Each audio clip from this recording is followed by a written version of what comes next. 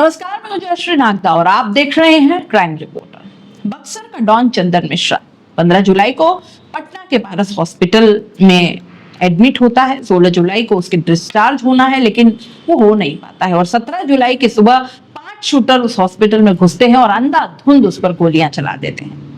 पटना के इस पारस हॉस्पिटल में उसका एडमिट होना, उसका नेक्स्ट डे वहां पर रुक जाना, डिस्चार्ज होकर न जाना, डिस्चार्ज होने के बावजूद हॉस्पिटल न छोड़ना और उसके अगले दिन ये शूट आउट, इन सबके पीछे की कहानी आखिर क्या है? किसे पता था कि वो इस हॉस्पिटल में जाने वाला है? किस किस को मालूम था कि वहां एक दिन वो एक्स्ट्रा रुकेगा? और किसको पता था कि वो 17 जुलाई की दोपहर को हॉस्पिटल से घर जाने वाला है और उससे पहले ही ये सब कुछ काम निपटाना है? दोस्तों, ये पूरी कहानी कम, साजिश ज्यादा लगती है। और साजिश कैसे रची गई चंदन मिश्रा को मारने की? कैसे दो दोस्त जो बहुत एक दूसरे के लिए जान देते थे, कैसे दुश्मन बन गए? कैसे दो दोस्त जिन्होंने सारे जुर्म एक साथ तब से शुरू किए जब वो नाबालिग थे और तब तक दोस्त रहे जब तक वो जेल के बाहर थे, लेकिन जेल के अंदर जाते ही दो दोस्त ऐसे दुश्मन बन गए। ऐसा आखिर वहां क्या हुआ था? 17 जुलाई गुरुवार की सुबह करीब कुछ 7 सवा 7 का वक्त हो रहा होगा। शायद बारिश हुई होगी, इसलिए सड़क भी गीली थी, सड़क पर भीड़ भी कम।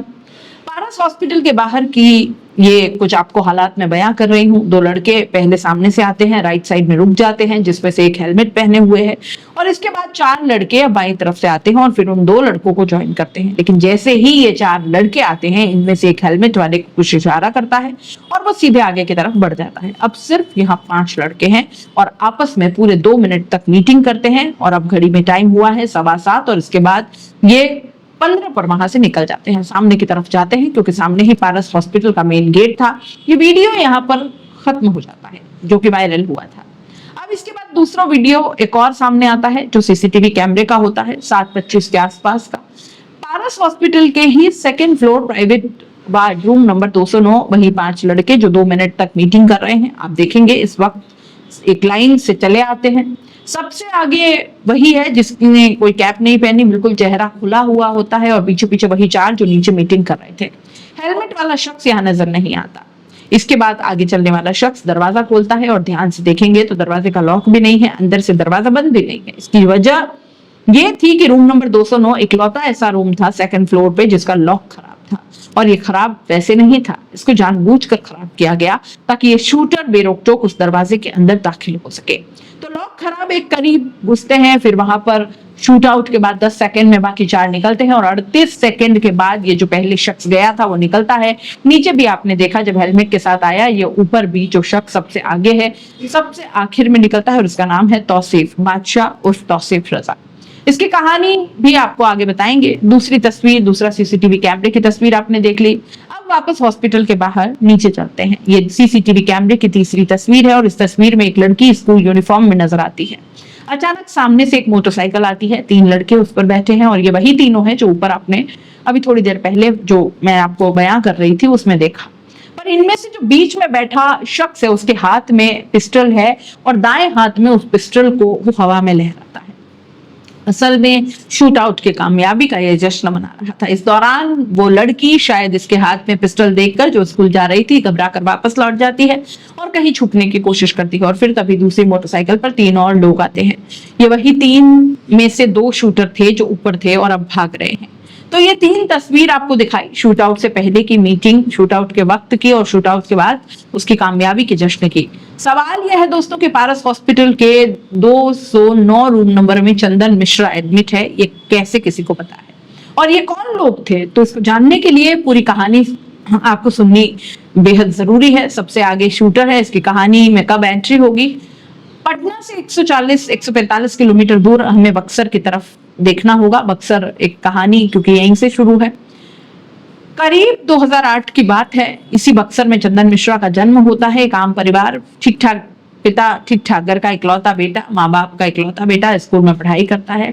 तब तक सब कुछ ठीक चल रहा था, लेकिन 2008 में इसी बक्सर के गांव में जहां वो रहता था, एक दिन क्रिकेट के मैदान में एक लड़के से उसकी लड़ाई हो गई।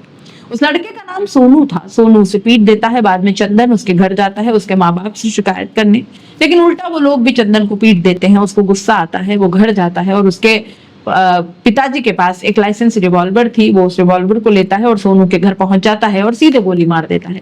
बाद में उसे पकड़ते हैं, पुलिस के हवाले कर दिया जाता है। पुलिस उसे जेल भेजने वाली थी, लेकिन तभी माँ बाप उसकी बर्थ सर्टिफिकेट लेकर पहुंच जाते हैं और बताते हैं कि ये नाबालिग है, 18 साल का नहीं हुआ है। और वो हुआ भी नहीं था तब, क्योंकि वो नाबालिग था इसलिए उसको रिमांड होम भेज दिया जाता है, जहां बच्चों को रखा जाता है। अब वो रिमांड होम में रहता है और अगले 3 साल तक, और इन्हीं 3 साल में चंदन की जिंदगी बदल गई।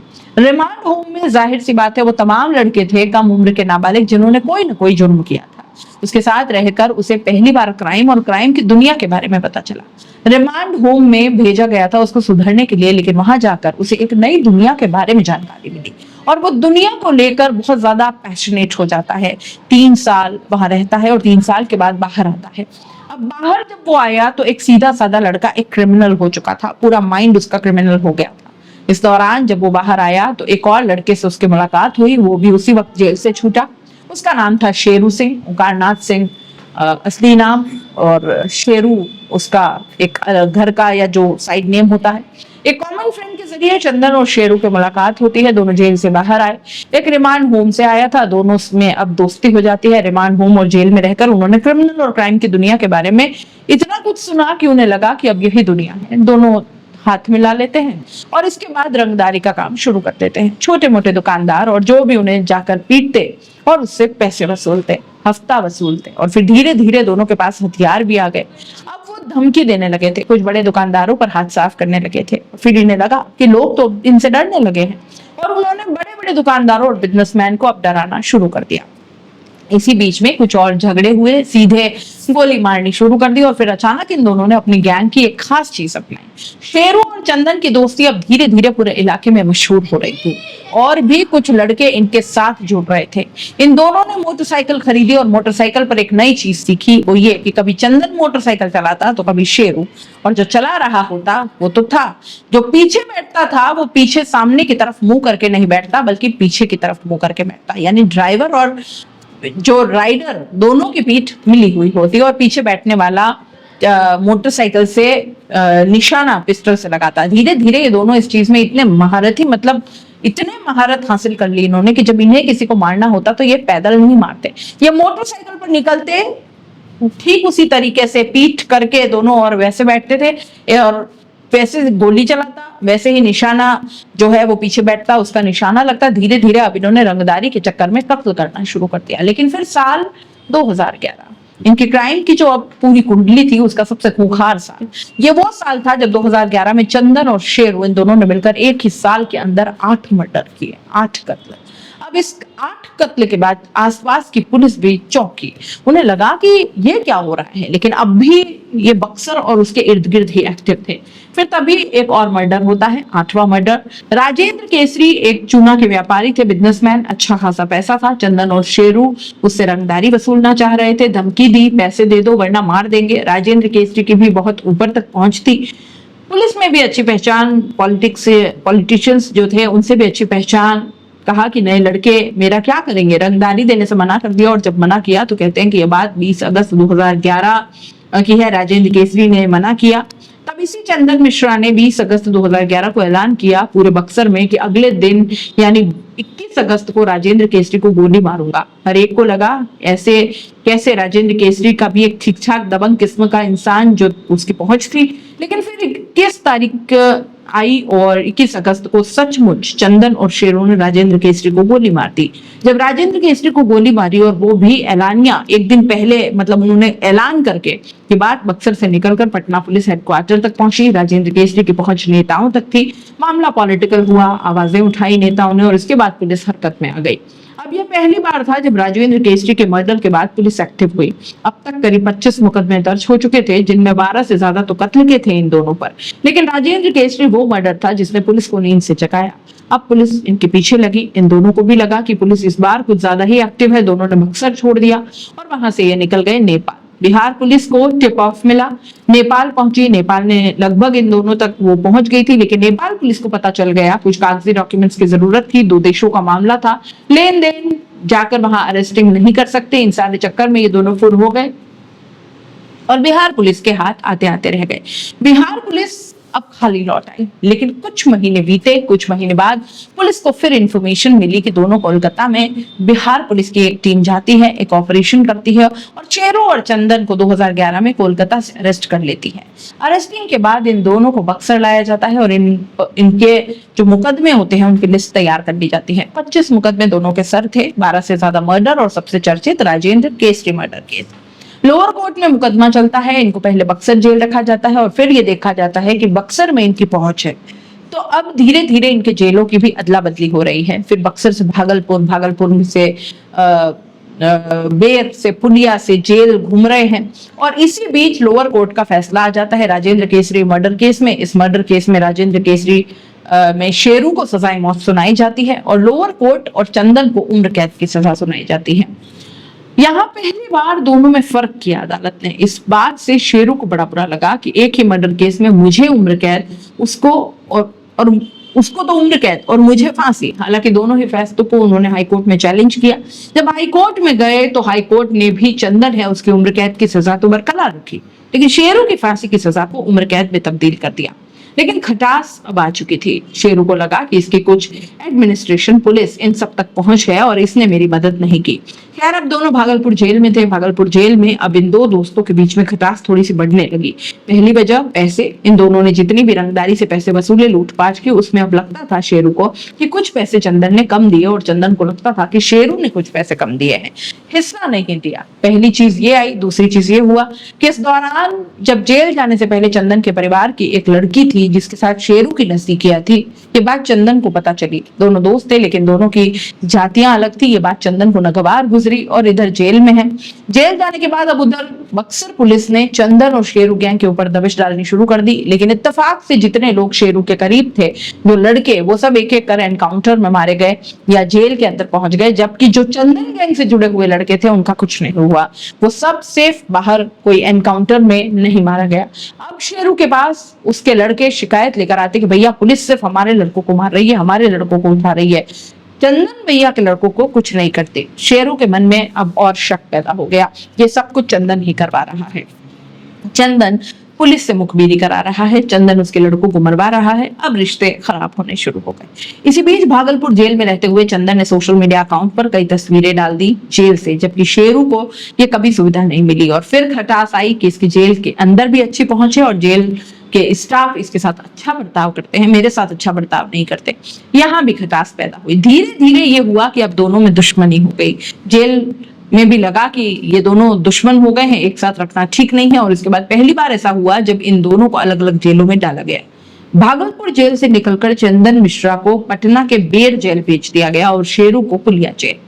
दोनों वहीं थे, बंटवारा हो चुका था, गैंग अलग हो चुका था, दोस्त अब दुश्मन हो चुके थे। और इसी बीच में अब तक जेल में रहते हुए इन लोगों को लगभग कुछ 14 साल बीत गए। 11 में पकड़े गए थे, 25 आ गया था, 14 साल, इन सालों में 10 साल पूरे हो गए। तो इन दोनों ने कई बार पेरोल के लिए अर्जी दी।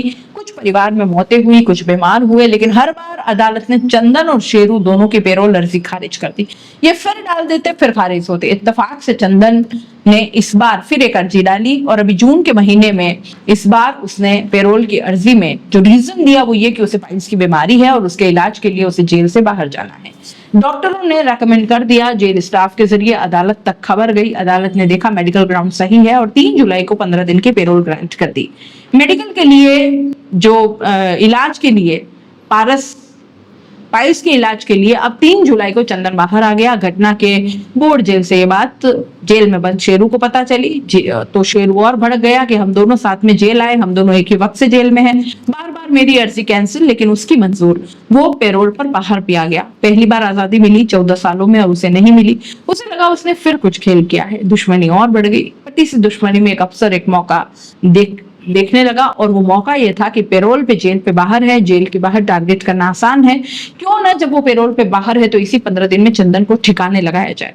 पहली बार ये आइडिया आया। अब यहाँ से इस कहानी में एंट्री होती है तीसरे कैरेक्टर, तीसरे किरदार, और वो तीसरा किरदार है तौसीफ बादशाह। घर वालों ने नाम रखा था तौसीफ रजा। ये पटना के करीब फुलवारी शरीफ का रहने वाला है और इसका एक खास लत है इसको आजकल ये जो नए नए क्रिमिनल डॉन होते हैं सोशल मीडिया पर अपने कुकर्मों को ज्यादा प्रचार प्रसार करते हैं ताकि लोग डरे रहें, तो इसने सोशल मीडिया पर इसी तरह की गुंडागर्दी और भौकाल टाइप वाले बहुत सारे वीडियो और सारी चीजें डाल रखी थी। इसकी ट्विटर यानी कि जो एक हैंडल है उस पर इसने अपना बायोडाटा यानी परिचय डाल रखा है, चेहरा है, उसका नाम है और 2 लाइनें हैं नीचे। देखिए क्रिमिनल क्या लिखा है, नाम से शहर डोलता है, ये हम नहीं अखबार बोलता है। ये उसका अकाउंट इस तरीके से बना हुआ होता है। और तीसरा कैरेक्टर तौसीफ बादशाह, इसको पसंद था, ये एंट्री मारता है। तौसीफ बादशाह छोटे मोटे जुर्म करते करते बिहार के कुछ टॉप कॉन्ट्रैक्ट किलर में से एक बन गया था। इसका काम ये था कि ये बिहार और झारखंड में किसी गैंग को, किसी दुश्मन को ठिकाने लगाना हो और सुपारी देना चाहते हैं तो तौसीफ बादशाह को दे देते हैं। तौसीफ बादशाह अपने पास इस काम के लिए बहुत सारे लड़कों को रखता है और सुपारी देता है और उन लड़कों को कुछ पैसे देता है, हथियार देता है, कहता है जाओ ठिकाने लगाओ। काम की गारंटी होती है, इसलिए तौसीफ की दुकान सही से चल गई। बिहार झारखंड में बहुत सारे लड़के हैं, तो अब चंदन पेरोल पर बाहर है, उसे ठिकाने लगाना है। लेकिन इत्तेफाक से चंदन जब बाहर निकला तो सीधे बक्सर पहुंच गया। बक्सर अपने इलाके में उसके अपने लोग, जबरदस्त सुरक्षा मौका है नहीं। अब वो इंतजार कर रहा है कि कब ये यहाँ से 15 जुलाई को निकले, क्योंकि उसके लगातार उस पर नजर रखी जा रही थी। 15 जुलाई को पारस हॉस्पिटल में चंदन आकर एडमिट हो जाता है।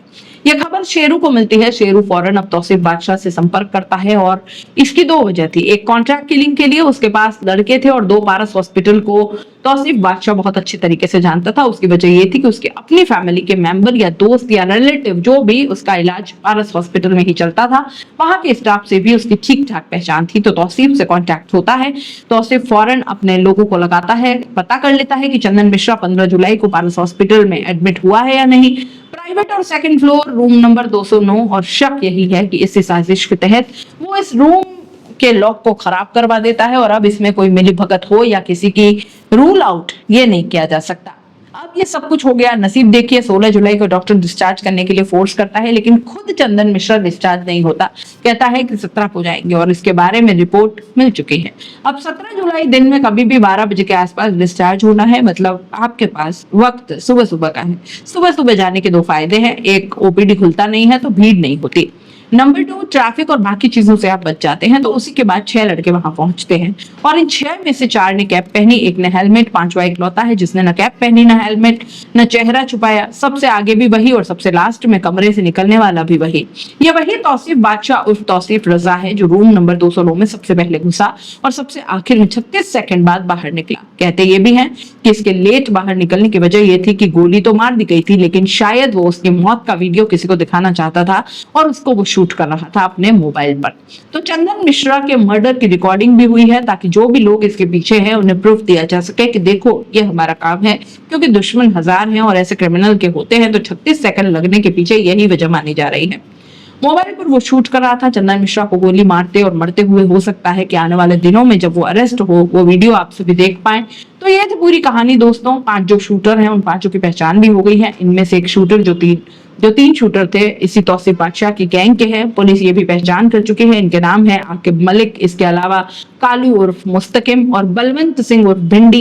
ये तीनों वो हैं जो तौसीफ बादशाह के लिए काम करते हैं। चौथा शूटर उसकी पहचान, उसका नाम है सोनू और ये सोनू शेरू का आदमी है, शेरू के लिए काम करता है। तो इसी से पुलिस ये कनेक्शन जोड़ पा रही है कि हुक्म जो है वो जेल से मिला था, सुपारी जेल से निकली, सुपारी शेरू ने दी, सुपारी लेने वाला तौसीफ बादशाह और दोनों गैंग के लोग इसमें शामिल है। शूटर की तलाश जारी है, पहचान भी हो चुकी है और जो मेन मास्टरमाइंड है उसको कहीं ढूंढने की जरूरत है नहीं, क्योंकि ऑलरेडी उम्र कैद की सजा जेल में ही काट रहा है। बिहार एसटीएफ की टीम ऑलरेडी जेल पहुंची और उससे पूछताछ कर चुकी, यानी शेरू से। अब एक एक करके ये सारे हाथ लग जाए तो फिर साजिश से ऊपर से नीचे तक बाकी की जो कहानी है वो खुल जाएगी और सामने आ जाएगी।